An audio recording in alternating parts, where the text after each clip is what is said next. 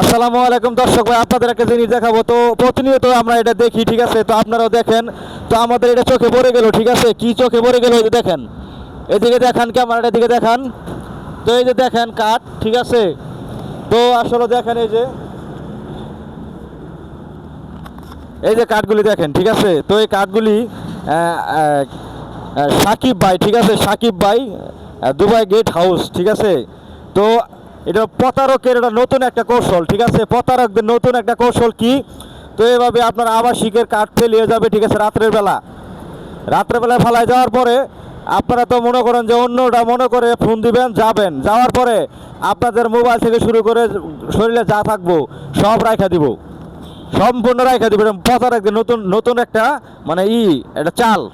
তো আশা করি আপনারা এদের থেকে বিরত থাকবেন, ঠিক আছে? এদের কাছ থেকে আপনারা বিরত থাকবেন। অসংখ্য ধন্যবাদ। যদি বুঝবেন, ওই যে কবিরাজরা যে কয় যে চিনলে জরি, না চিনলে মা বোনদের রান্নার খড়ি। অসংখ্য ধন্যবাদ। আমি জুলহাস পরদেশি।